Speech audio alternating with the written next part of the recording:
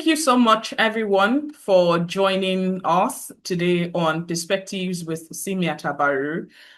This is a long time coming, and we just want to say thank you for your support and, yes, for the fact that you're part of this particular project. Perspective today has to do with us doing a lot of things in the aspect of giving ourselves voices when it comes to the different places and backgrounds that we belong to, and how valid this background could be in a world like ours of these days. And so different conversations will be coming up, and different people will be sharing from their own perspectives, their own realities. So that's why it is important we are gathered today on this platform, so that we can also engage on a particular topic. We look at, forgiveness. Let me give a quick background as to what led to why we are discussing this topic. I was on Al Jazeera recently. There was a documentary about the genocide in Rwanda against the Tutsis and moderate Hutus. And a woman was particularly sharing a story. And she said point blank that she lost about 15 members of her family, and that immediately she said she forgave them, all of them. And I was wondering what kind of, what kind of a concept is that? You forgave everybody, the reality of that is that she looks around herself, and she would not see, those family members. And of course, she knows that there is somebody that is still living that actually killed those family members. And it makes no sense at that instance. But of course, when you interrogate the different literatures about forgiveness, you understand that it's a bigger concept. It's a concept that is beyond the ordinary, reality that we are looking at. And of course, they said for the society to actually continue, we must adopt a concept like that to get to the root of whatever it is we are battling, and of course to move forward in terms of development and making the world a better place. So this is why we are here to talk about this topic. And yes, we decided actually to bring people from different parts of the world. First of all, we are engaging people within the African continent.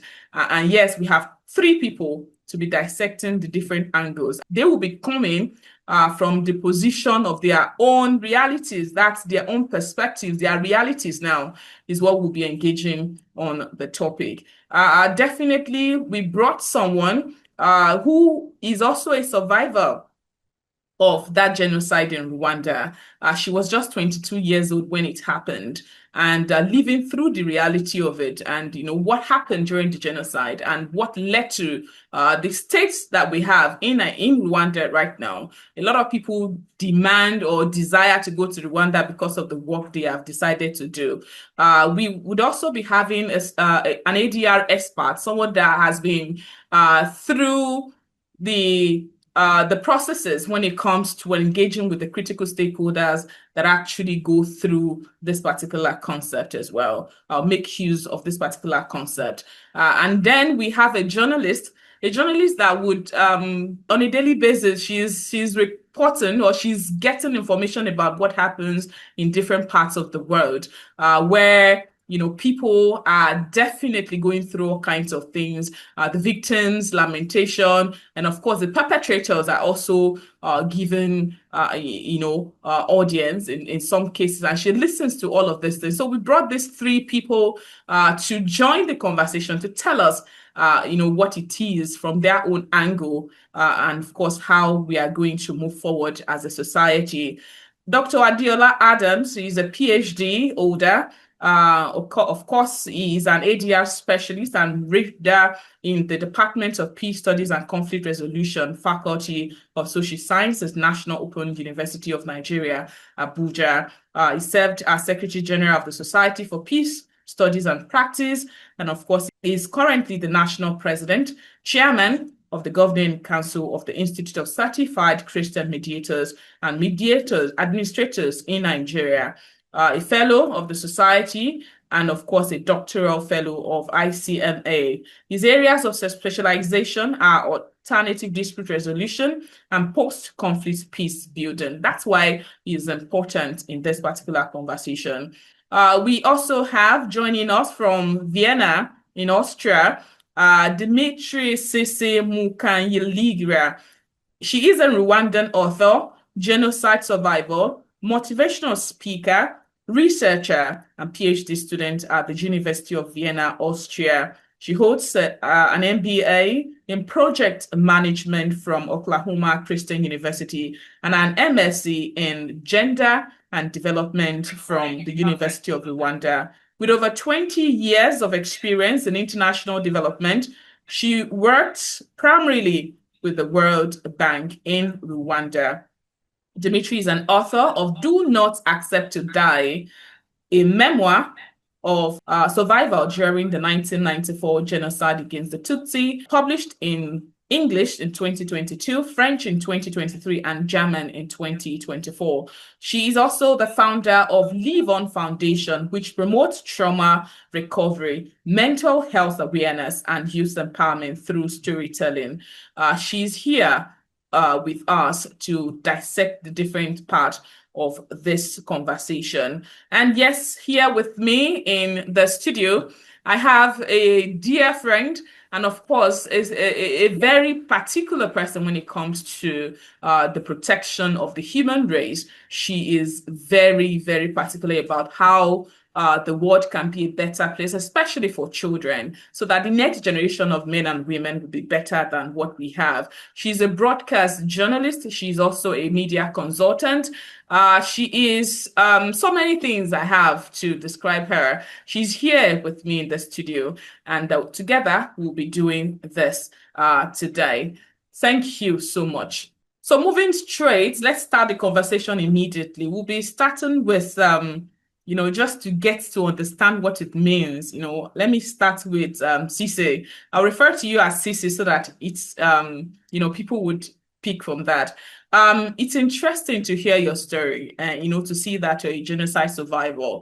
I want you to start by telling us what it means to be a survivor, when it comes to a crisis that happened or a war that happened in 1994 in Rwanda. What does it mean? And what does that, experience feels like when it comes to the issue of forgiveness coming in alongside the end of the war?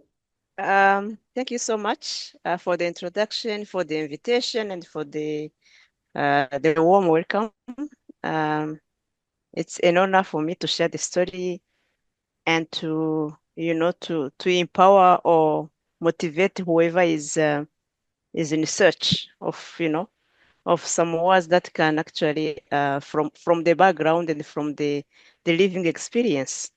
There is always something you can take from someone that will teach you or will encourage you to do something you were hesitant to do, or something you just thought was impossible, So being a survivor of the genocide, back to your question, uh, I think, like I said in my book, Do Not Accept to Die, we survived the genocide against the Tutsi in Rwanda, and I lost a lot of people from my family. Actually, because Rwanda is like Nigeria. In African societies, you have extended families. Then you consider your father's family, like uncles, aunties, cousins, and a lot. But also had my mother's family. So in total, like I have put all their names in the book. We were around. They were around 200 people that I lost, and that is not including friends. Becoming a survivor was a new identity, and the identity that brings a lot of memories and traumatic events within you. And from my culture in Rwanda, we are that we don't like to look like vulnerable. Vulnerability is not really Rwandan. If we meet, I lost my mother yesterday. Okay, an example. I meet you in the morning, and my mom is admitted in the hospital, and you ask me in Kinyarwanda in our greetings, we ask someone, how are you? We say it bite. Bite is in Kinyarwanda like, how are you? And you always say ni byiza, it means it's good. So we are not identifying ourselves as a vulnerable population. So we are strong people, and we need to always show that strength. So now becoming a survivor and having that responsibility of telling the story. And also, you need to share, and everyone, people saw what happened. So they want to see you as you are vulnerable, of course, but you don't want to show it. So there is that struggle, there's that fight inside you. I'm vulnerable, of course. I have wounds, both emotional and physic, but I will always hide. People will never see. And then so that new identity of survivor brings a lot of responsibility as well, because you have a family that is perished and you need to keep that name. They always say, uh, in this village, we killed uh, 1,000 Tutsi's family, but she survived. And that means like all the properties, the land. And they always say, this is Kambanda's properties, but everyone is killed, but there is one who remained, who is still alive, and that is Sissi. So that identity of survivor brings responsibility of representation. Of course, you represent your people. You represent you feel the sense of responsibility and continuation, or telling their story is also a big responsibility for your next generation, for your children. They will always ask you, how was your brother, Damas? Because you were very close to each other, and your father, and your grandfather, and your grandma, and everyone. So it's a responsibility of carrying on your family heritage and values and love, and put aside the materials anyway. Okay, So for me, now we when we talk about forgiveness, when we talk about how you were able to pull through, it's really not a reality for majority in the world. And we want to know what exactly, how does it feel to move through the stage of the war ended, the perpetrators. I recall that there was a particular court, the Gashasha court, where the truth telling came up, where people were able to share their participation during the war. And after that, the victims, present, they look at that, they say, okay, do you forgive? The process, the journey. Can you take us through a little bit of the journey so that we understand? Because when we say forgive, for someone that is still hurting, how do you just forgive just like that? What is the process? Can you take us through that? you need to project yourself in a chaotic situation of society that is completely destroyed. So meaning there was no life, by the way. There was no all the buildings, properties, even trees belonging to Tutsis were cut. So there was nothing. Then forgiveness came slowly and slowly. At that moment, in August or July 1994, forgiveness was not a priority. But Hmm. putting food on the table was a priority.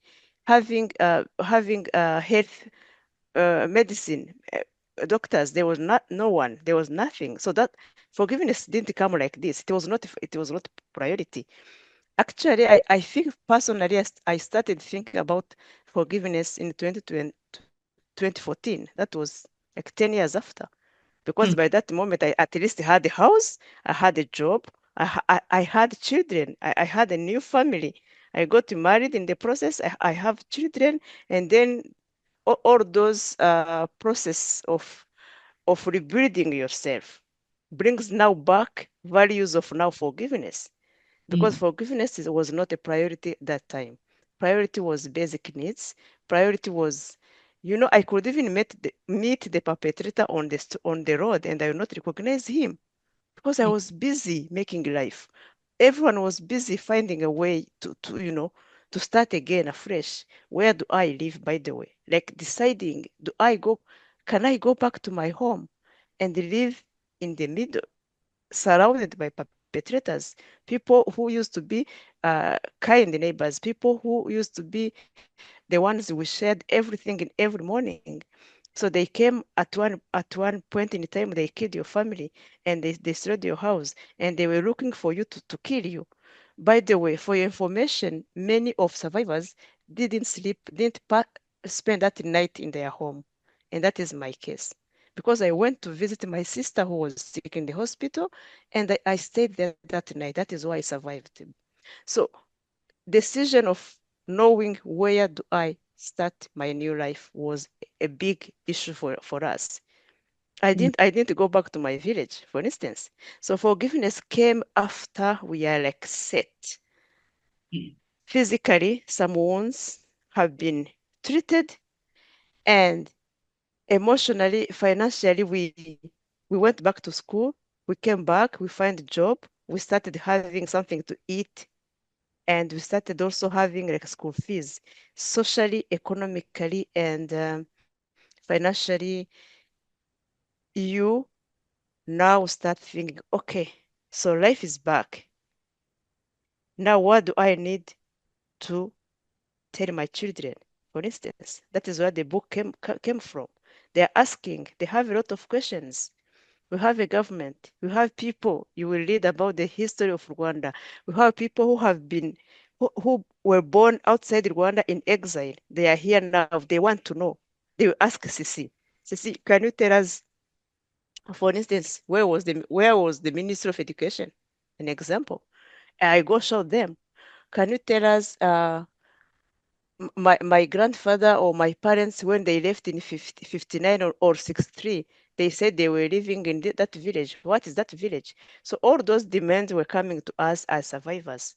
And that is the role we really played with gratitude, because surviving was not for us only, it was for the nation. So forgiveness came after, and then it came back with all the values. We are, most of us, Christians, and then we have children, and we don't want the genocide to happen again in Rwanda, Okay. because now we have children, we want them to have a safe and a peaceful future life in Rwanda, and we have perpetrators all around. How do we live with them together? All How right. do how do I tell my children my story without transmitting him or her hate? Then my next neighbor is a perpetrator. How Mm. do we share? How do we share the same properties? How do we live together? So that is when forgiveness started through gachacha, tribunals, but also because you have a leadership that was committed to build peace. Now the lasting peace. It has been now 32 years. Those people who came after the genocide were put in exile in 1960s or 79. So meaning it was supposed to be a cycle of 30 years again. So now we are living peacefully, and I think forgiveness played a big role in it. Thank you so much for that. Let me come to the studio here where I have Maryam Ogunremi. She mentioned something, which is she talked about religion, being a Christian, of course, being a Muslim, you're also being told to forgive. But looking at the incidences we have in Nigeria, when they talked about repentant terrorists, it's more like saying that they have repented, and of course, they should be forgiven. They bring them back into the society. So incorporate them back into society, and you will hear or you listen to reports about, the reactions of the public. That what exactly is that? More like it's strange, you know, to the people you see in reality and live that reality of forgiving someone. So what can you say about that? Okay, so first of all, thank you, Sissy. Really appreciate you being a part of this, and also what you've said so far. It's something that while you were talking, actually, I must say that I had to write some things down because she mentioned survival, because immediately that particular situation happened. The first thing they had on their minds was the fact that they just want to survive first. And there's a regular, Yoruba adage, which says that I'll say it in Yoruba and see how I can paraphrase it. The Yoruba people will say, "Tí ọwọ́ ọmọdé ò bá tí tèkun idà, kò ní bèrè ikú tó pa bàbá òun." That is, if you are yet, or if you have yet to, really get a tool to fight with, you really can go to avenge your father's death. So, which means that you surviving is the very first step you have to take. Even if you're going to forgive, or you're going to be it forgiving or revenging, the first thing is for you to, first of all, balance yourself, survive, have the opportunity to, in a way, sustain yourself to a certain extent. That's when you will now say, okay, can I forgive? I wrote some things down while she was talking, and I said, surviving first. I said, while surviving, you are nursing that pain, but the major thing is survival. After surviving, you can now start thinking about how to forgive. And that is, if the conversation about, about forgiveness, that is if it comes up. There are some places that you experience something that is quite gruesome, and you survived it, but conversation on how to forgive that person did not even come up because the perpetrator were not even seen. You don't even know who they are. You don't know how to track them down. There are times that you say maybe they have a bigger force protecting them from you getting access to them in order for you to truly understand why they did what they did. So forgiveness comes after you have totally survived. And also in Nigeria, I think the problem we are having is we are finding it so hard to get into that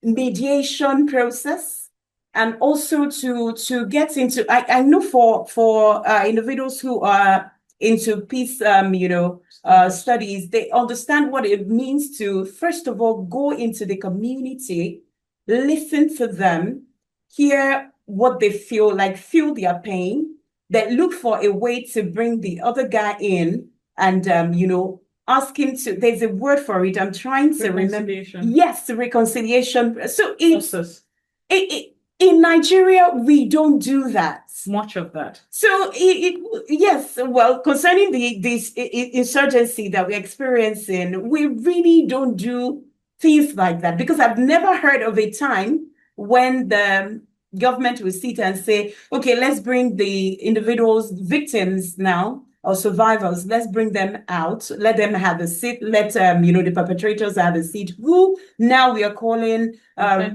repentant terrorists or bandits. Let them sit together and then let them have a conversation around what happened, and then let's understand from their own perspective, that is the perpetrators, why did you do it? Because some individuals, for them to forgive, they just want to know why you did it. They just want to have a closure, and a closure will help. But in Nigeria, we are really not giving them that closure. Okay. And for an individual who has, let's say, photographic memory, that person will keep reliving that incident over and over again. You'll keep remembering what happened, and it will be very difficult for you to move on. It will only take support from people around you. And I love what Sissi said.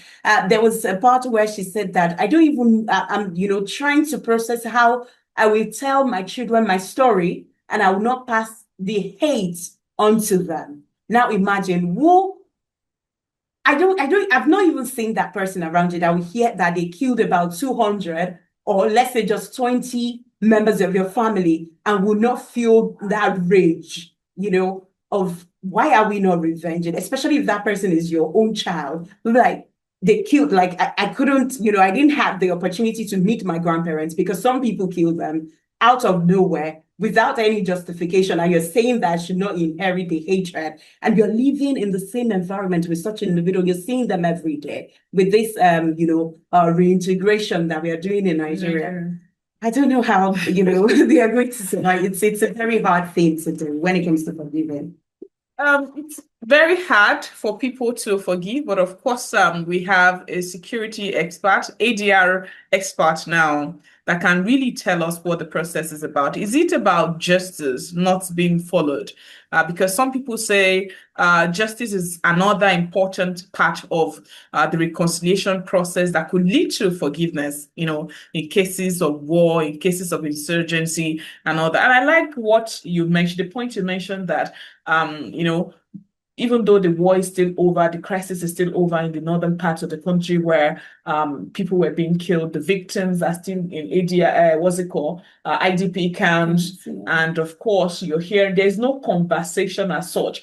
The process is just being jumped or skipped, sort of. So, Dr. Adeola Adams, we'd like you to tell us what the process is expected to be like, whether our own government actually followed that process of reconciliation. And yes, looking at the Rwandan example, just like Sissi had mentioned, what exactly do you think that they are doing right that we could emulate in other parts of the country? We also had a terrible experience in 1966 or thereabout, the Civil War.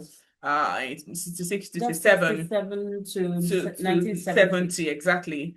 So we are still battling the fallout of that war because some said the insincerity on the part of the leaders. The conciliation process didn't go through the normal process. So can you tell us, as an ADR expert, what it means to go through the process?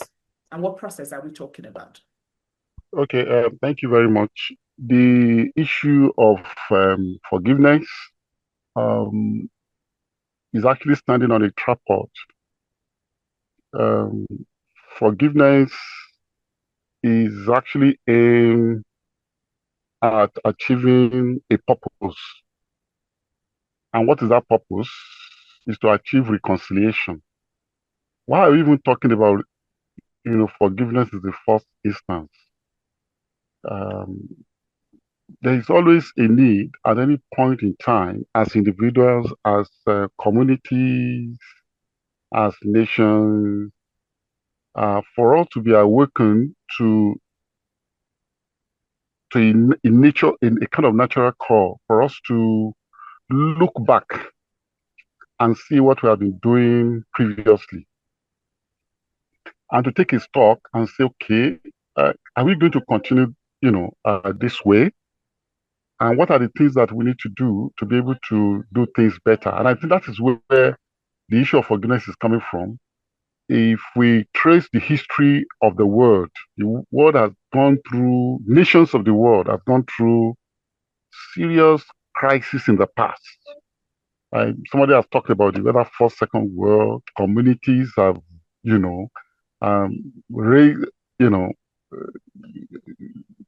have been engaged in protracted, violence. People have been killed, properties destroyed. A lot of people disappeared, just like we have in South Africa. There are people who, up to today, they have not been, accounted for. And the institutions have been raised. Public, utilities have been washed away. And the first thing that, people want to know, that are systematic way of moving, towards forgiveness and reconciliation. I think reconciliation seems to be the last bus stop, but the processes that will lead to, forgiveness is that there's need for us to have a comprehensive account of what happened. Because whether you are a survivor or you are a perpetrator, everybody has a story, and that story has to be told frankly, with honestly, and with utmost responsibility. People are always looking for fact. What happened? If there is no forum for people to vent, to express themselves, to tell their story, about what happened, what they experienced, and people who will listen and understand.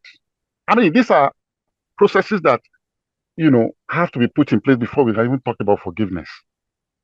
And that is why Albert Einstein says that peace cannot be kept by force, but by understanding. Everybody has a story. And interestingly, people who experience the same event will have different story to tell. And by nature of humans, we always tell a story, that would protect us. The one that will implicate us would downplay it. And that is why there is always a forum. You have to create a forum for truth telling. And that is why in South Africa, 1994, when Mandela became the president, one of the things that was, that was initiated that had a far-reaching, effect on that country is the establishment of the Truth and Reconciliation Commission. And this Truth and Reconciliation Commission, what he's saying is that without us have taken account of what happened since 1960, when Mandela was thrown into prison, he was there for 27 years or thereabout, and there's need to tell the story because there are a lot of accounts flying all over the place. And if you don't tell the right story, the victims will find it difficult to, recover. So the first step is that after we have been able to, control the violence, and maybe through halting to stalemate or through agreement or whatever, maybe you are able to mobilize superior forces of the UN through peacekeeping or peacemaking to bring about, some level of, peace deal, and there is a deal. Now we need to, find out what happened. If we don't tell the story, it will be very difficult for victims, to forgive. And that is why the Truth and Reconciliation Commission was, instituted. Now, having taken the sample of what happened, all over the world, countries that have gone through that have experienced violence, countries that have experienced authoritarianism, military regime, that impinge on human rights, that routinely violated the right of their citizens. Women were being raped, including including old women, underage children, including men, were being raped. So there's need for us to understand the story behind the event. And it is after telling that story, because the telling of the story will dictate the kind of balm that we use to rub the wounds or the injury that have been inflicted. So we have to create that forum for people to come together to talk about what happened in the past. And everybody will come and tell their stories. So truth seeking is very fundamental. Then having done the truth seeking, there's need for us to, when we establish the truth about the past, what everybody has suffered, who perpetrated it, what is the quantum, the extent, the magnitude that everybody suffered. In fact, there are people within that particular event that needs to go through psychological tests, who can no longer fit into human community. We must be able to establish that if, for instance, if you see somebody who has killed, you actually see people who are perpetrators, who have killed 10, who have killed, hundreds of people, innocent people. Somebody who can go, and kill a baby, a day-old baby, kill women, who has that. Now you say you want to forgive. So forgiveness, or before we get to forgiveness, what we call, in South Africa, for instance, there's what they call amnesty. And like I said, before South Africa came about this amnesty, they had to take samples of different countries, whether it's Guatemala, whether it's Chile, whether it's Argentina, and several other countries that have gone through the same, process, and how they were able to, overcome some of this. Some of these people gave what they call blanket amnesty, which is like blanket forgiveness, that irrespective of what you have done in the past, your sins are forgiven. We want you to now come in new place. And this is what some of the religious bodies, preach, that no matter what offense you have committed, violation you have committed, number of people you have killed, God is still there to forgive you. Now, in South Africa, and if you look at the way it was designed, the Truth and Reconciliation was designed, it was actually designed around these religious tenets. And let's not forget that Desmond Tutu was the head of that, who was an archbishop, and he was able to use that, religious principle to frame the Truth and Reconciliation in South Africa. But as the conversation went by, they discovered that they could not apply blanket amnesty or blanket forgiveness, if you want. Okay, people have, and there are reasons why that has to be. Number one, everybody seems to be involved in that violence. All the parties, whether it is ANC, the ANC, who is the major, victim, the ruling party, everybody seems to have soiled their hands in the violence. You remember the case of Winnie Mandela, through her football club, that she used to perpetrate a lot of heinous crime. Even Mandela, Mr. Mandela himself, as a freedom fighter, was also involved in quite a number of, assaults against the whites, although then he was a freedom fighter. Now what they call conditional amnesty, which means that there are conditions that have to be met for you to be forgiven. For the state to forgive you, there are conditions that you have to meet. The first one is that the white conditioner, in the sense that they now classify the number of crimes. It must be politically motivated. So it's not, forgiveness was not just across board. There are specific crimes that the states are ready to forgive, and it must be a crime between 1960 and 1990. They came up, with all these conditions that must be met before they can. So what you see, what you see happening now is that people don't give blanket amnesty, and there must be show of remorse, and you must be ready to tell the whole story, to say, this is what I have done. Confession, yes, confession. You come publicly to make confession. I have killed 500 people. I slit the throat of so and so person. This person that was at so point. So forgiveness became, our amnesty became an elastic phenomenon. It is the specific case that you are presented that will now determine the level of amnesty or forgiveness that you'll be accorded. In Nigeria, for instance, I'm so sure that the same thing applies.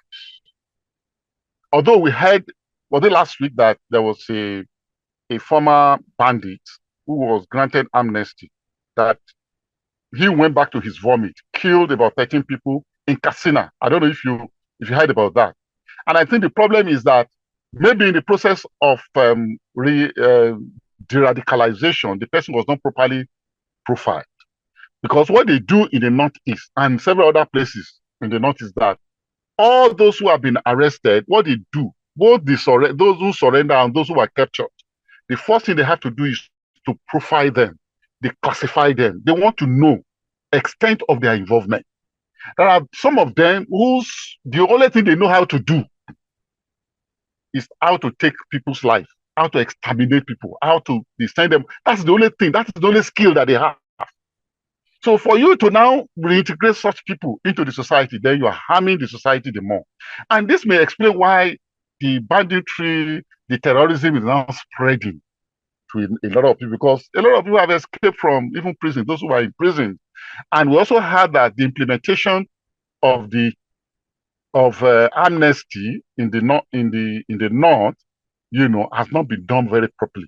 Whether the fact that those guys were not properly profiled, nobody knew much about them, and there are a lot of those who were not even actively involved in those things that are still being kept in prison.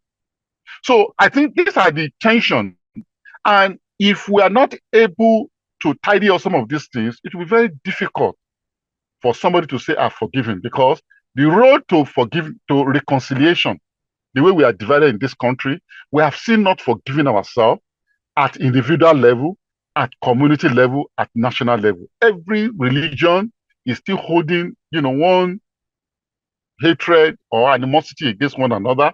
Ethnic animosity is still there. Yeah, communal problem are still there. But at the end of the day, we need a clear cut to some of these things, to have a leader who is deliberate, who is intentional to do the proper thing.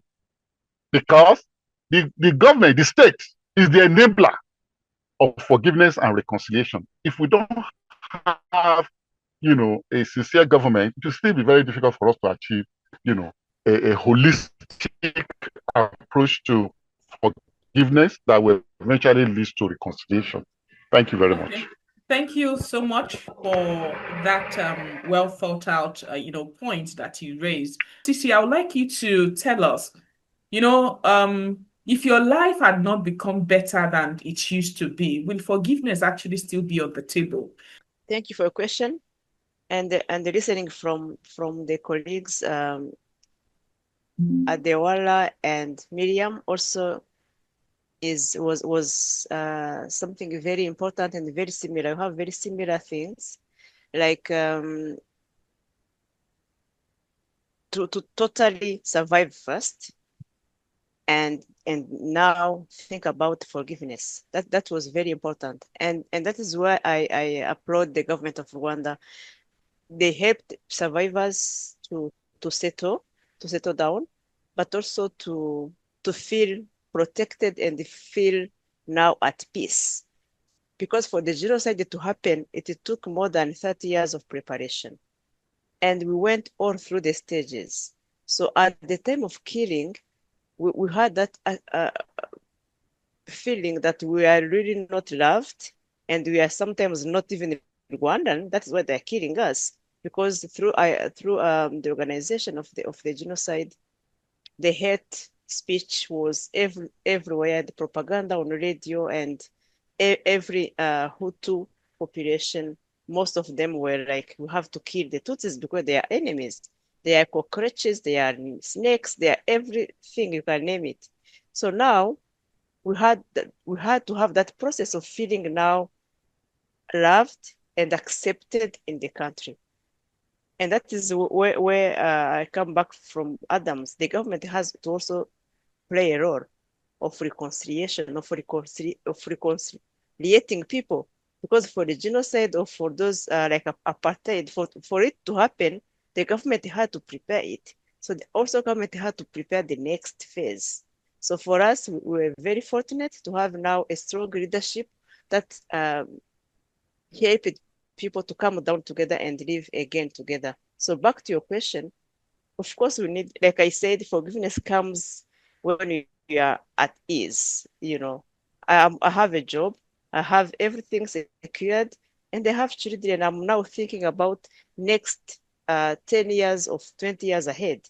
How am I going to live this life of mine that actually there is we have in Rwanda genocide survivors communities. We have that we call, we are living a second chance. So it is like we are given a second chance to live, and we really need to live it fully, to maximize fully a full life of it. And also, I don't know if in Nigeria culture you also believe that the dead are listening. So for us, we are always we're promising our people we lost that we are going to live for them also and for us. So sometimes a kid, an orphan will sit down and say, my father told me to do this.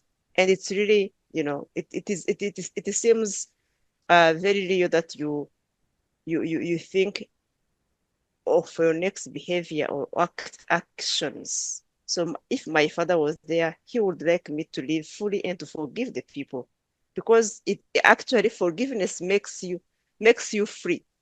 So because I Okay, need it now a makes you full life, free. free, Is it yes, also about justice, like letting go of justice, yes. whatever it is the government want to do with the people, the perpetrators, you're less concerned, sort of. Does forgiveness Mhm. entails that too, that justice is nothing, again, I'm free, sort of, by forgiving them.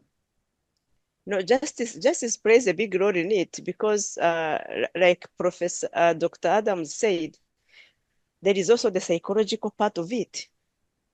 And it is only the perpetrators who knew how they killed my people. And I want that information to completely heal.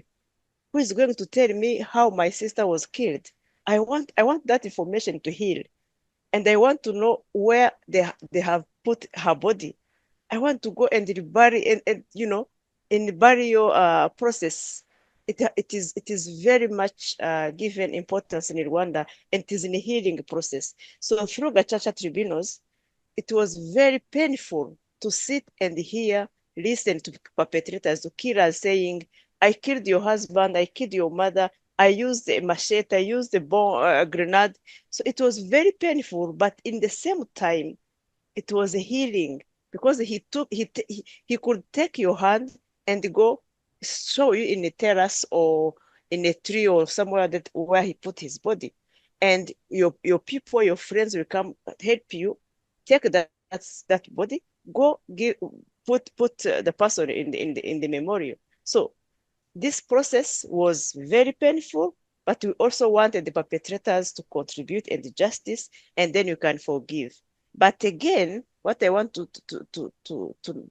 give you, to insist on, is individual forgiveness and national or collective forgiveness. So that collective forgiveness was for the government to be able to make the rule of law, to rule again and to have people living together. And then individual forgiveness now comes at your peace. How do you make it happen in your own family, in your own life? I can assure you it is not easy. And I will not, everyone knows that forgiveness is really not easy, especially when those people are not asking for forgiveness. So then you need to be very courageous and determined to make yourself free and tell yourself, I now need a life, because as Christians, we are requested to forgive. And I was like, if a perpetrator is now going to have heaven before me, you know? So it becomes very individual at the end. But collectively, we forgive. But individually, everyone goes at his own rhythm. So that is Okay. what I can say. Justice is very important. Okay, let's talk about how that particular experience now dovetail into other aspects of your life. That's a concept that you've adopted at the national level, and of course, individually being preached, by the larger society. So, when you have issues with individuals, what happens? Do you adopt the same method of, letting go? Of course, this is not about even killing someone, no longer about killing someone, but of course, somebody has done something that is terrible to you, and you actually want to either let go. Maybe the person asked for forgiveness, or the person didn't ask for forgiveness, but that experience that you've lived is flashing back as to what do I do with this person, you know, with these things that he has done. Maybe you should get us through that one in 1 minute. Actually, when I talk about forgiveness, it's rarely about genocide, because forgiving someone who killed your family, that is now something else. But then forgiving someone who did wrong to you in a normal life, like you were my best friend, and then you probably did something wrong to me. That's also the same process, but now it is easier. I can forgive you if you ask me for forgiveness, but also I can also forgive you because I choose to keep you. I don't want to lose you. And having you every day, when I didn't forgive you, it will make me always, think about it. So I want see me as my best friend. She did wrong to me, but I don't want to lose her because what attaches me to you is more important than what is actually Happened. yeah. So we need to personally, individually, you need to balance. I want to keep her in my surroundings. She's a best friend, she's good, but she did this. And then I will let you know that you did wrong to me and I forgave you because I love you. At the end of the day, there is that love that wins, you know. Okay. Miriam, you're in the studio. You've So I heard. love you and I want to keep you, even if you don't ask for forgiveness. Yeah. I don't know if personally you've been into, being somebody has done something. It's not the peak of killing now, that some people have experienced. But of course, it's a conversation about, okay, how do you come to terms with the fact that your peace is more important? Because part of what we say when we talk about forgiveness is that your own peace is also being affected if you do not forgive that person. So how is the journey for you? Okay, so for me, I have come to realize that a heart that is not forgiven will definitely have, will definitely bottle up some things. And when you bottle up some things, you're likely to transfer your aggression. So transfer of aggression is inevitable if you don't forgive. And I remember that I learned from religious wise now. I had this conversation with my pastor like about 4 or 5 years ago or more. And while we were talking about an individual who did something, terrible to me, and we're talking about it, and he mentioned something. He said, truly, the Bible asks us to forgive others. But the truth is, there's the need for us to come to the realization that forgiveness is not just about the other person. It is also about you. Because the more you are holding up something against that individual, every time you see that person, you'll be angry. And health-wise, it's not healthy for your heart. And you really don't want to have high BP because of something that somebody did. And the person is supposed to be the one to have, such. I should be not So so BP. you understand. So in order for you not to have something like that, my pastor said, you just have to let go because of you. And if you are a mother or you're a father or you're going to become a mother or a father, there is the need for you to forgive others of things they've done against you. Now, I always tell people, if somebody did something against you, maybe the person is a friend and the person did something against you, see, you cannot tell yourself, I'll keep holding on to it. Let it go. Forgive that person. But the truth is, you need to learn how to now relate with that person. And I think the challenge is not really letting go, but how the letting go happens. Because now we just tell people, forgive. How do we forgive? Let go. The thing is still in your mind. You've not forgotten what has happened. So I think that part is also very important in the process of forgiveness. How do you let go? How do you not be angry? How do you not remember what has happened? I thought of this, before coming on, and I told myself, I said, see, forgiveness is easy. Forgetting is hard. I mentioned earlier that someone who has a photographic memory, someone who can still picture what happened, over and over again. It is always very hard for such an individual to forget. But forgiveness is still something that you can really do. Forgiveness is when you say that, okay, this person wronged me. What can I do to ensure that whatever this person did does not affect me in any way? Just try your best to do it and stay off that person. See, I've learned how to, as much as I love people, I've learned how to just avoid them based on some things they've done for, against me. So I've learned how to understand that, oh, you're my friend.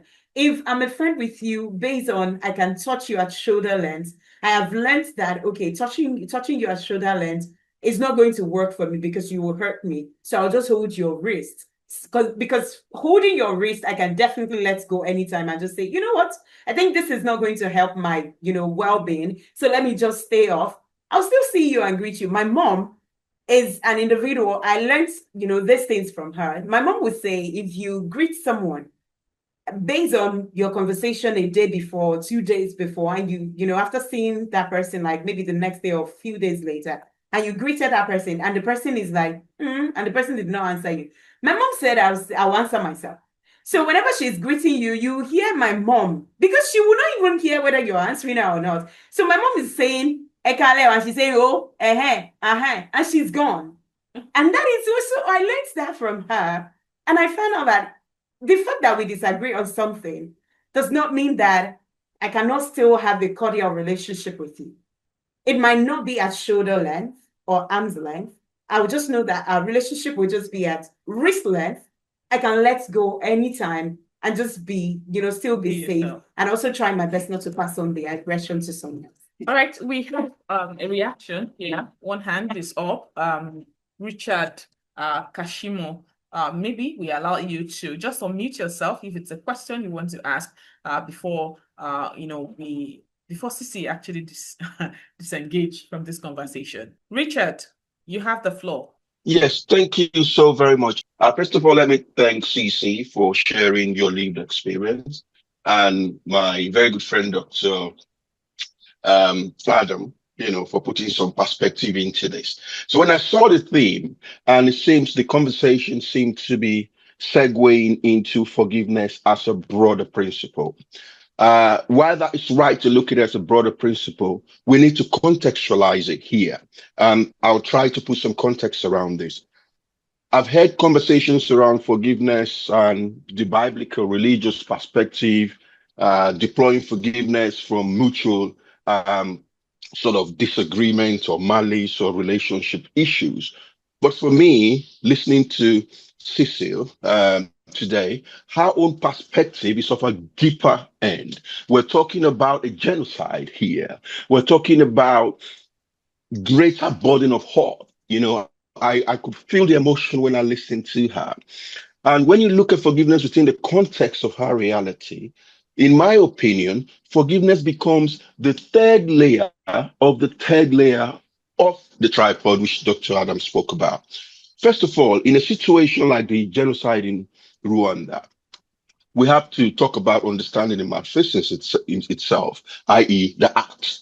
And the first stage is to halt that act, put a stop to it. You can't talk about forgiveness in an aggression that is still in continuation. And that's why relating it to the terrorist attack and situation in Nigeria is a misnomer for me at this stage.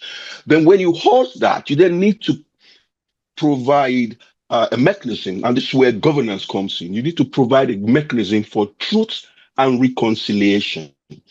And truth and reconciliation are the prelude to conversation around forgiveness. Because however we want to look at forgiveness, whether we look at forgiveness within the purview of Martin Luther King, that forgiveness is an occasional act, it should not be an occasional act, it should be a constant attitude. Or we want to look at that of Malibu himself, Nelson Mandela, bless his memory, who said, forgiveness liberates the soul, it removes fear. But before you can remove fear, the truth must be told. It is when the truth is told that reconciliation becomes an option on the table. And post-reconciliation, you then begin to heal from that reality and realization. And it's post-healing that forgiveness can set in. And for me, the greatest author on forgiveness that sort of sits this concept for me the most is, let me see if I can remember his name now, Louis Smedis. Louis Smedis says to forgive is to set a prisoner free and discover that that prisoner was you. Mm-hmm. So that sort of now sits in the theme of this conversation: forgiveness, freedom, sacrifice, or strength. It is a combination of all of it. But before you get to that place, whatever it is that you need to forgive needs to be halted.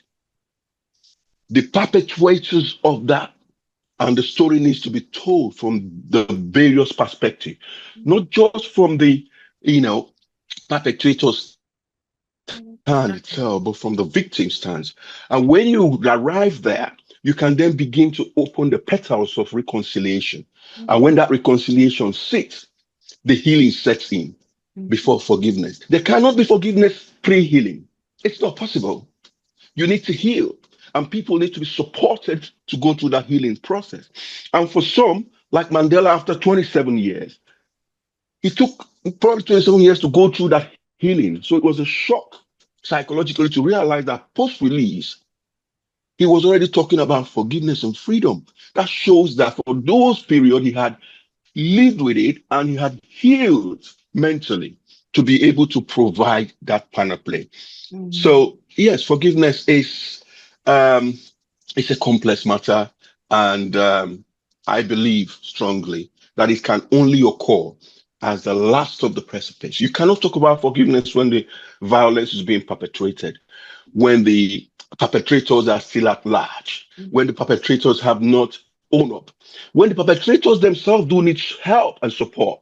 The strength and freedom and sacrifice you get from forgiveness anchors on the belief that never again, this is not or never likely to happen again. Until you get that assurance, you can't even heal.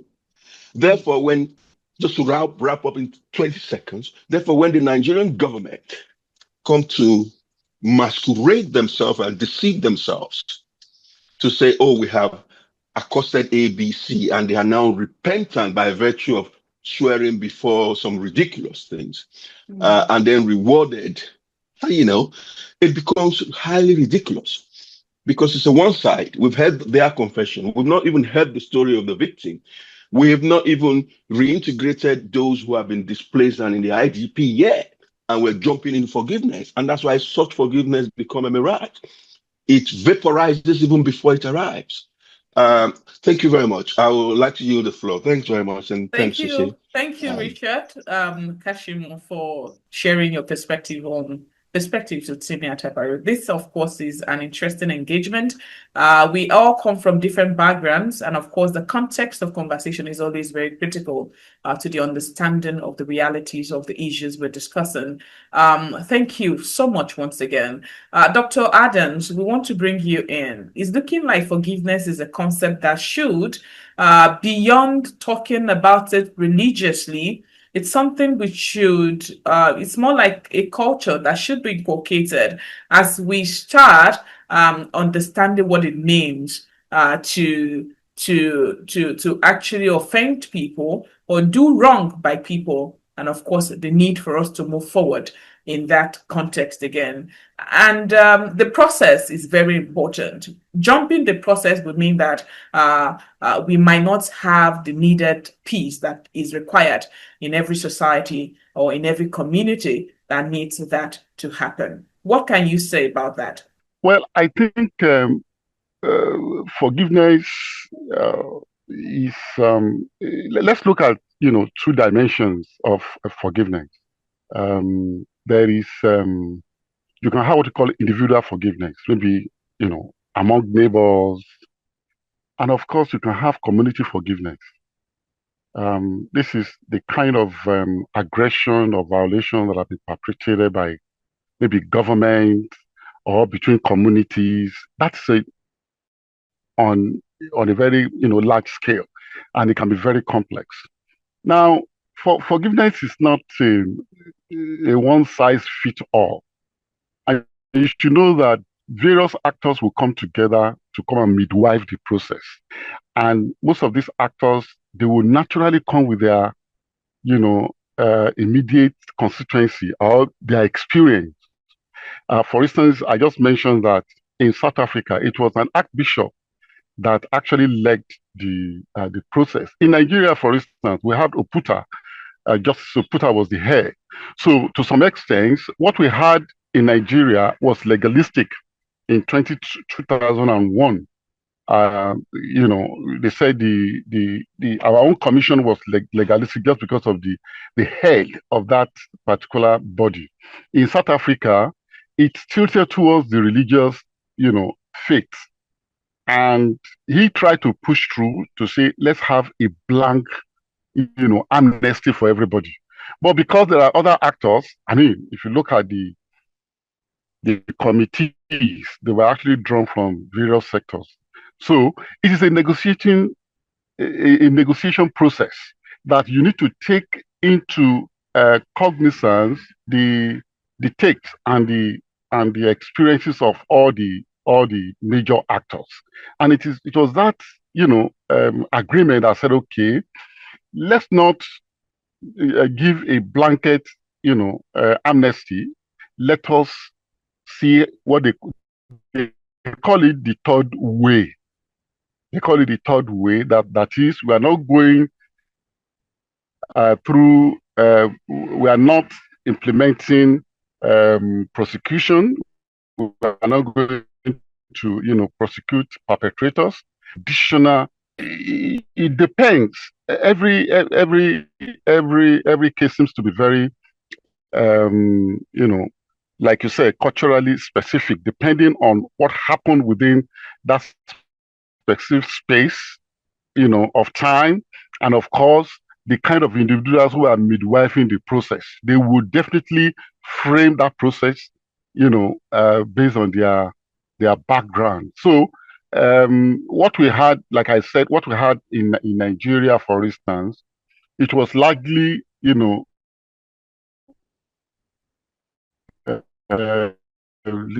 legalistic, and the Nigeria was not automatic, and you saw that we did not have a 5-day. The outcome of the commission, was not implemented to any extent. But in South Africa, government, took over that process, and you could see, especially when Mandela was there. The point I'm making is that government needs to show a high level of commitment, because, like my friend, said, forgiveness does not happen. I can mouth it to say I've forgiven you, but inside, within myself, I know that I've not forgiven, because people will prevail on you. Like my sister said here, that our pastor will admonish us to forgive. But how do you, if you mount the forgiveness, how are you sure that that particular event is not going to reoccur again? So the road to forgiveness. My question is, how do we forgive? Because you've listed some of the processes, and of course those processes are also very important to continue to preach it. Even if we're going to be talking about forgiveness, Sissi also mentioned at the stage when she discovered forgiveness was necessary, it was more like she had settled herself. She was no longer begging for food. She has a job, and of course, she has a family to cater for. So the process is what we're interested in. That process is also very critical when we talk about it anywhere, in any context now. Yes, that's what we're talking about. There is also room for reparations. My friend just talked about government intervention. Government should be an enabler of forgiveness. Somebody who has suffered so much harm, somebody whose parents, suddenly disappeared. They killed them, killed the parent, killed all their siblings. How do you address the emotional trauma such person will be going through? There must be a kind of compensation in terms of reparation that will show that the community cares, that the government cares, that people who were actually, be the perpetrator of such crimes, they now have sense of remorse. And that is how we're sure that such event will not repeat itself. I think Richard made that point very clear. And if those, are not put in place, it will be very difficult, for us to say, okay, I've forgiven. Because forgiveness should naturally lead us to reconciliation. Without forgiveness, it will be very difficult to, our reconciliation seems to be the final destination, where we are going to have what we call sustainable peace, and development can, follow. What we have in Nigeria, for instance, you cannot, if you're on social media and you look at how we address ourselves, especially, against a particular ethnic group in Nigeria, who we refer to as perpetrator of, terrorism. I mean, it shows that, we are not really up and doing when it comes to the issue of the government, like I said, should be an enabler. Civil society groups, all the NGO, foreign NGO, they're all here.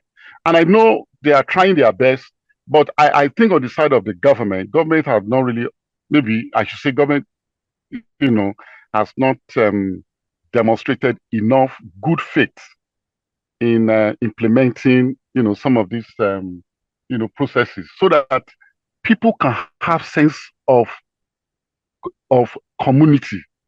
People can have sense of can have stake in the democratic process, because the way our democracy is framed now, it is an elite-driven process which does not address any problem. It's creating even more problem for all of us. All they are just doing is making promises that will never come to be realistic. Thank you. All right.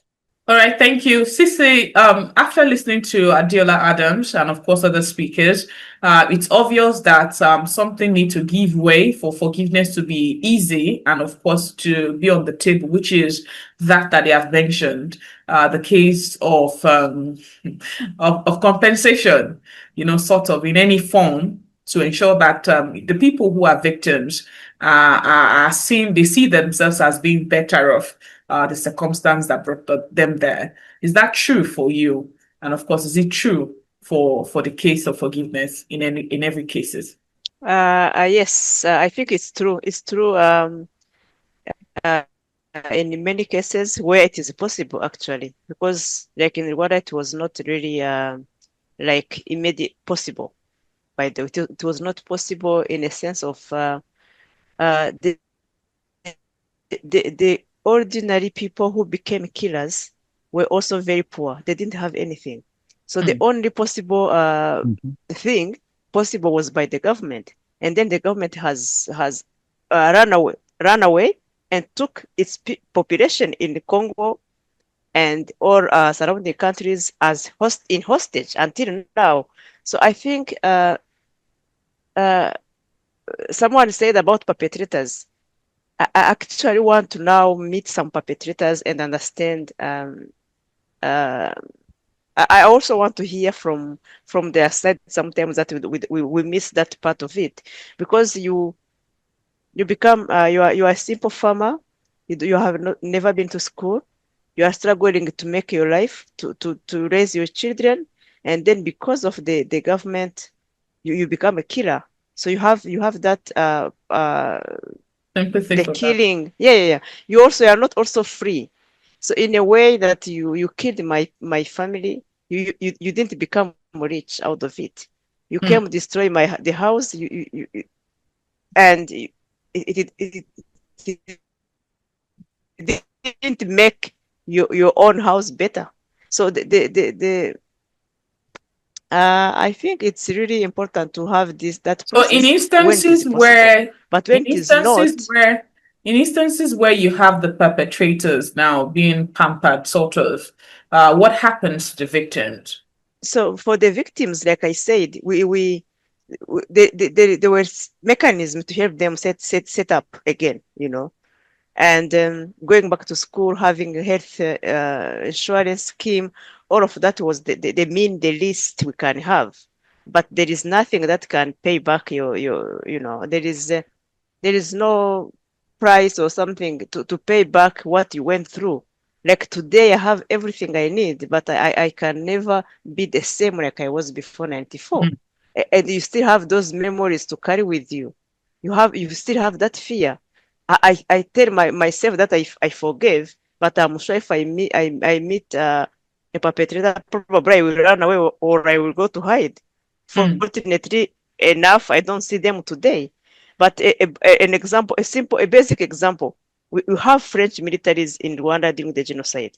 And sometimes ago, I went to Nairobi. I was sitting in a restaurant and I saw a group of French military in uniform. And I was like, what? It became, a trauma became like, I started looking around me if I'm not in danger. So that trauma, you keep it within you, and it shapes your new relationships. So there is nothing for me, when it comes to genocide, there is nothing to pay.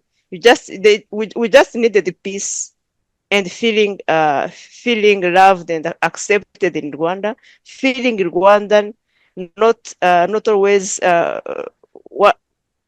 running away, and security. That was, for me, that was enough to now do another step forward and forgive people for you now to live, because you need to live. You need to live fully for you and for the people you lost. That is the only way we could The do it. most difficult part of it is what? The most difficult part of the process, if you would tell us. The most difficult part is to face the truth, facing it and then accepting it and decide to move forward. Because the people we lost innocently didn't ask me, like, if you forgive, if you survive, forgive for me. No, forgive for me.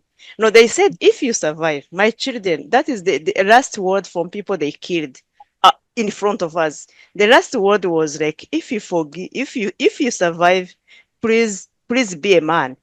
Like, be a man of integrity. No one ever told us when we survive to forgive. But now they are no longer there, and we are left alone to carry on their memories and our own memories. So what do we need now to live fully that life we wanted? And now we have children to raise in a positive way. And we are Christian or religious wise, like Prophet Dr. Adams said, they will always teach us to forgive and to love each other. And there is no love without forgiveness. And perpetrators now face and live with that feeling of shame. So it is rare that they will come first to ask for forgiveness. Because when I meet a perpetrator, someone who did wrong to me, he also wants to hide from me. So it is us, President Kagame told us, you survivors, it is you who have something to give, to offer. Because they will not come to you to say sorry.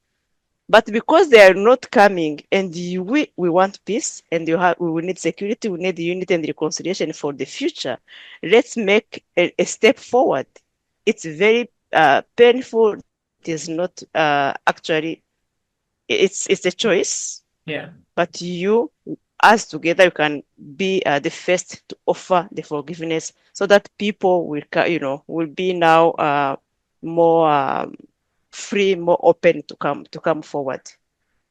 So we have cases in Rwanda where perpetrators went to ask for forgiveness in the families they killed, and people shared the beer or went to church together. The pastor or the priest were there, or the imam from Muslim communities. We have those cases, and they are very documented. But otherwise, it is a personal and individual effort we do. Very painful to face the reality and go for it, choose for it. Okay, so that it won't be that I'm the only one asking the question. We have people online that might want to add one or two things. Maybe they have questions for you or for Dr. Adams or for Maryam. If you do, please just signify so that I can point. I can allow you speak if it is a question, if it is a reaction to whatever has been said that you want to do. So Maryam, Richard made a contribution about the context of the conversation and of course the different angles to it. Some it's not about genocide, some it's just about individuals, relationships, some it's about the community. I have a community, I'm from a community where there are issues to be sorted. And of course, the moment life is lost, it's difficult to go through it's difficult not to go through the process of reconciliation fully to get the society working again. How do you think religious institutions can help to ensure that we have a better society, not just telling people to do a certain thing before they seek for forgiveness? Or is that also not contributing to why people believe there is a God that is there to forgive us? The message of forgiveness is more like, oh, when I've done, you go and do terrible things and you say, God will still forgive. Is that not also reinforcing why we have these cases of doing wrong by people and of course hoping to be forgiven and of course getting away with it? Okay, let me start from the part, we religious leaders start talking to people and they tell them that, oh, you have to forgive because Jesus died for our sins, and also you noticed what people did to the Lord Jesus Christ and how he forgave them and everything. Now, before you can tell people to forgive, that's what we've been saying. You remember my very first response is the fact that there is the need for us to, give them the opportunity to have closure, understand why that person did what he or she did against you, then also express yourself, express what you feel because of what the person did.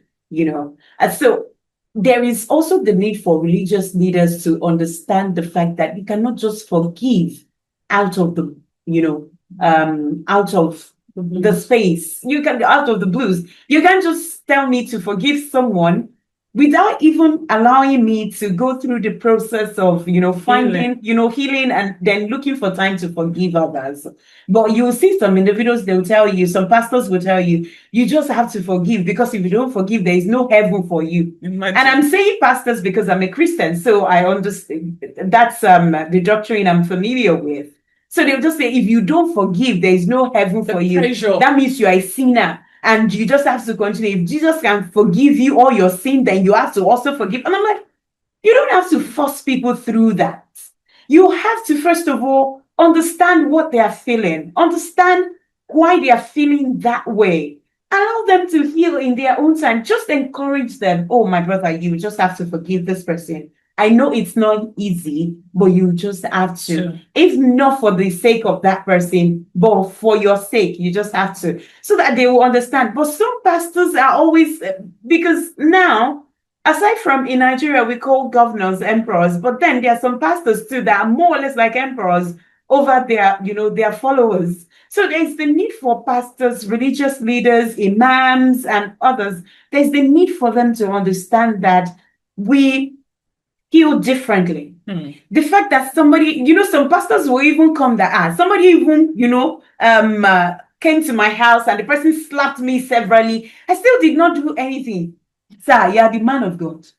Now you collect call. I don't collect call. So allow me to heal the way that I feel, is best for me. So try to understand the personality of the person. Empathy. Yes, understand that person. Allow that person to heal. Then take the person through the regular process. All right. And don't force it on them. Okay, Titilola Akinlawo, she is, I think she has a contribution to make.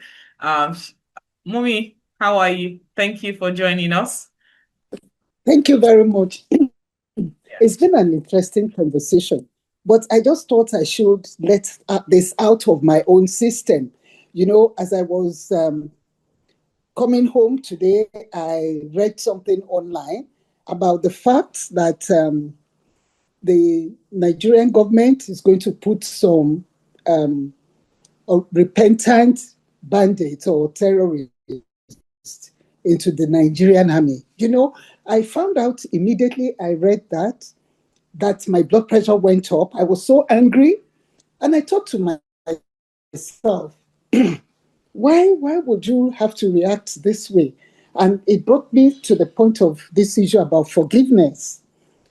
Now, if we consider all that these people have done, and they have not actually publicly repented, how can we be talking about forgiving? Not to now say you are assimilating them into the system again. And if we go by what had happened before, that it was this so-called repentant terrorist that would give information to their cohorts in the bush, which led to ambush of our soldiers and the killing of top military brasses. So looking at the issue of forgiveness, I just agree with everybody that had said that there must be healing first. How have we in Nigeria healed about this issue of bandits? Yesterday they said, bandits were on the road to blah, blah, blah, J5, they were there, and what have you. So how can we even, at this point, when the attack is just rife. It's just there, staring us in the face. I mean, I think we're just toying. I think the government is just playing with us or just trying to bury its head in the sand that, oh, they are moving on.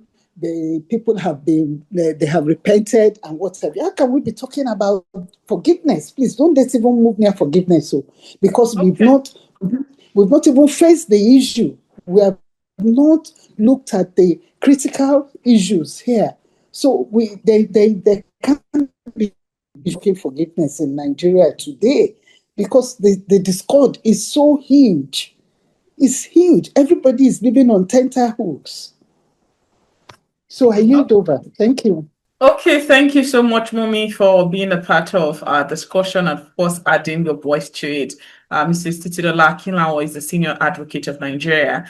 And yes, she is one of the people that would enforce, or maybe, should I say enforce now, to encourage us, motivate us to do good and, of course, to do right by God. Thank you so much for adding your voice. Sissi, Dimitrie, she wrote a book, I told you earlier, Do Not Accept to Die. That's a worthy book. That's a book worthy of reading, really. I think it's on Amazon. It's not that I think, it's actually on Amazon. You can just look at, the way she has been submitting most of our reactions to the questions being raised.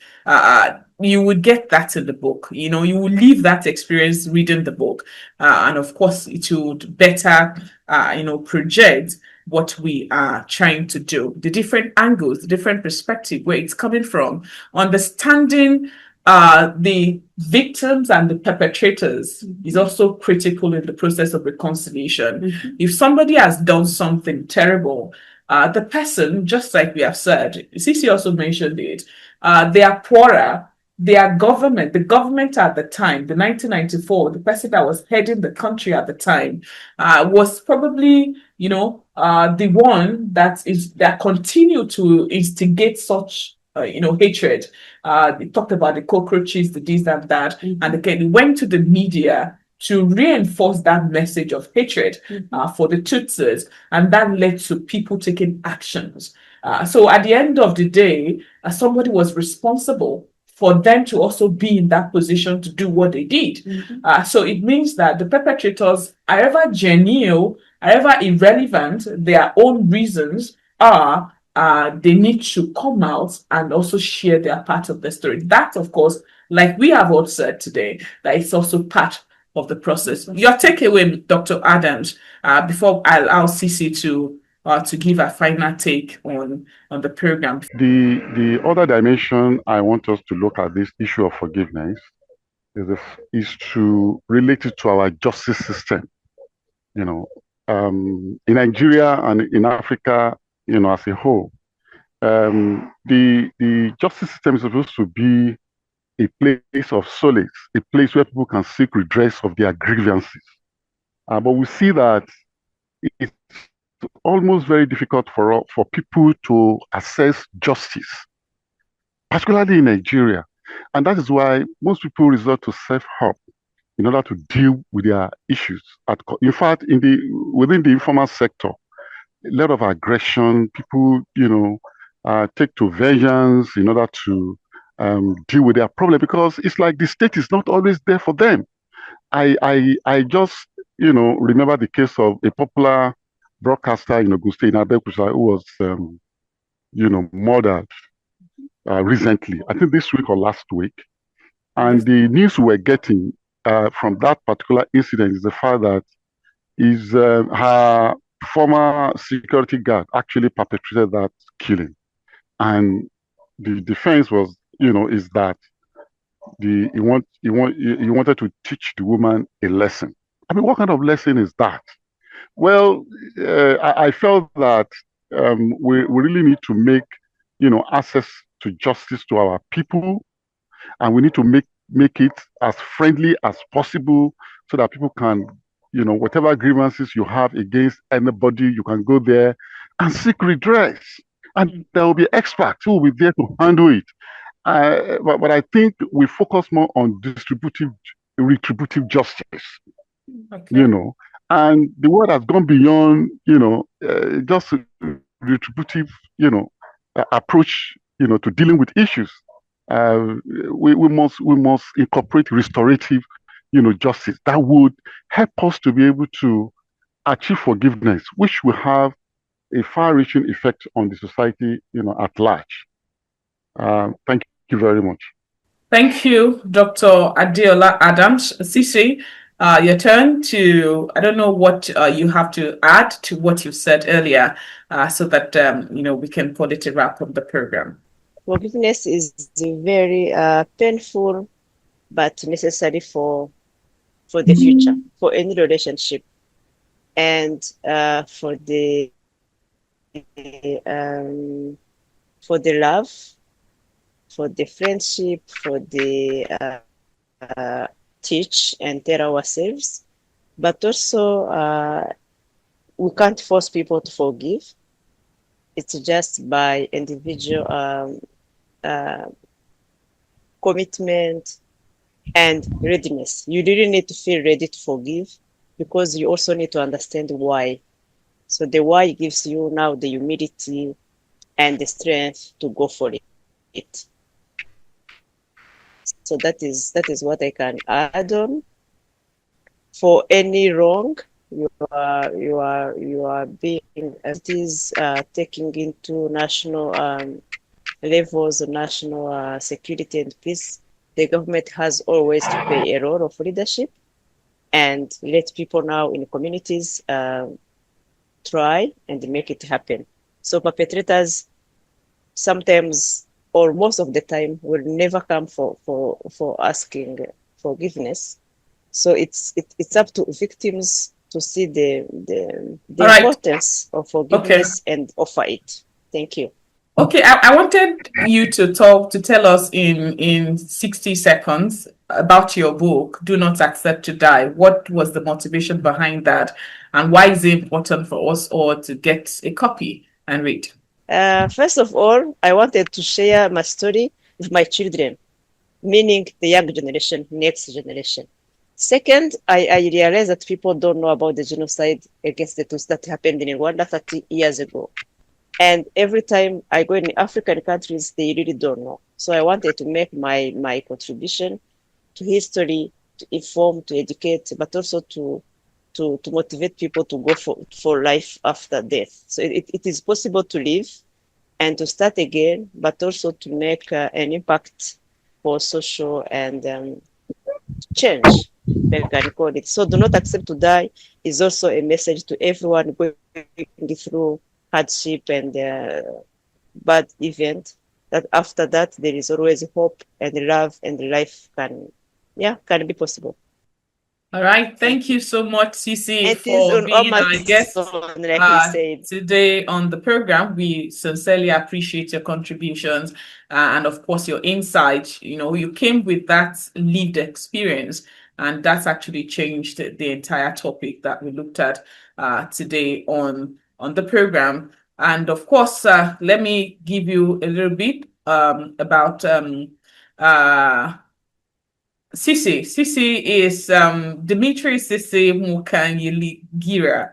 He's a Rwandan author, genocide survivor, motivational speaker, researcher, and PhD student at the University of Vienna, Austria. She actually joined us from Vienna.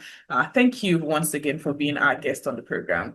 Maryam Ogunremi has a lot of things to also add to wrap up the program. And of course, we'll listen to her. She'll take a part of the shot. Okay, thank you so much, Simiat. And also, it's been a great privilege, being on this with Dr. Adams and also Sissi. Thank you so much. And I hope when Sissi gets, is done with her PhD, she will invite us to Vienna for, the celebration. Okay, so for me, I would say that to every individual who has been, hurt one way or the other, even if you don't want to forgive the person because of what the person did to you or what you went through before you got to where you are as a survivor, I will urge you to forgive the person for your sake. It is very important so that you'll be able to live your life free of grudges, free of any form of hindrances or any form of, haha problems and all. Because whenever you see the person, you're likely to be boiling. And when you're boiling, your heart is being put in pressure. So I'll urge you to please try your best to forgive, and please go through the processes, at your own pace. Don't let No pressure. anybody rush you into forgiving that person. Just go through it one step at a time and ensure you heal. And if there is the need for you to get help, please do. Going to a shrink in Africa, we tend to believe that it is not good. It's a white person thingy.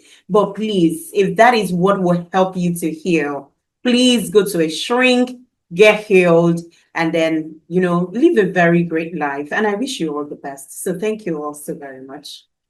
Okay, to balance what Miriam said, I think there's also a place where they encourage us to say a lot of sorries, when we have done something wrong to other people. That's also part of the process of healing. The moment you discover that you fought someone, it is very important for you to do that. Saying sorry can start the process of reconciliation. The person that is hurting can see the remorsefulness in you, and then the next thing is the process becomes easier for you to carry. So, Dr. Adeola Adams, thank you so much for being our guest today on Perspectives with Simiat Abaru. Miriam, you have been a very supportive partner. We have a lot of people supporting this particular project. They are all watching. Thank you so much, everyone, for being a part of Perspectives with Simiat Abaru. And this, of course, is our first edition. More editions will be coming. You can go to my Facebook page. Simiat Abaru is my name to follow.